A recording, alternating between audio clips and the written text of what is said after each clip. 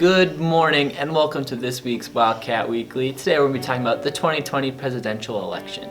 President Trump, as the incumbent, is most certainly going to win the Republican Party's nomination. The Democratic Party, however, has quite a few candidates. There's Pete Buttigieg, Amy Klobuchar, Mike Bloomberg, Bernie Sanders, and Elizabeth Warren.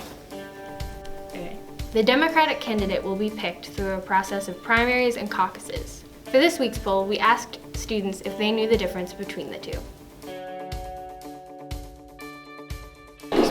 Okay, what's the difference between a primary and a caucus in political terms? In political terms, the caucus is just for the one party and the primary is for all the parties, right?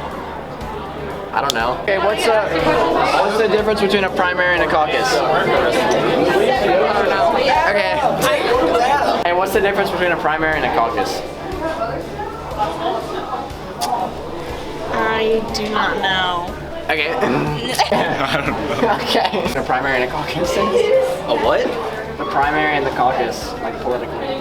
No. You know what the difference is? What? I don't know. No. Oh, okay. Difference between a primary and a caucus. I have no idea. Still unsure, here is AP government teacher Mr. Gallagher with a more in-depth description. What's up? What's the difference between a primary and a caucus? Because nobody knows. Because nobody knows? Yeah, Well, you came to the right place, I guess.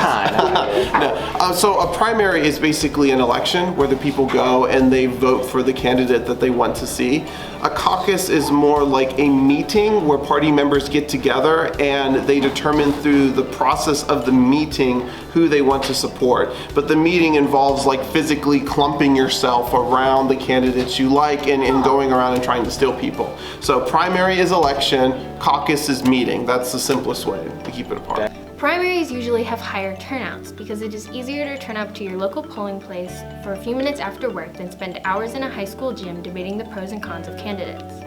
This is why the caucuses in Iowa only had a 16% turnout this year, whereas the primaries in New Hampshire had a 52% turnout. Most states, including Virginia, are going to hold their primaries all at once on Super Tuesday, which is March 3rd.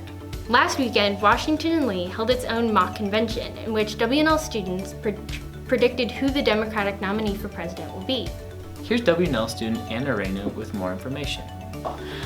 So mock convention is a event at W&L that happens every 4 years, and we basically try to simulate a Democratic nominating convention as accurately as possible.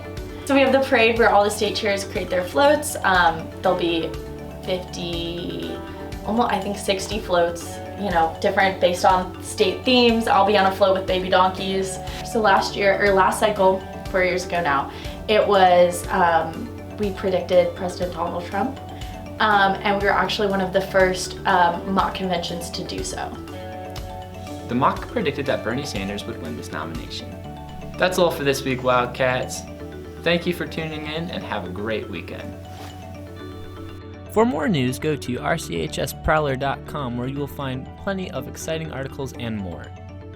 This weekly Wildcat broadcast was brought to you by the RCHS Prowler.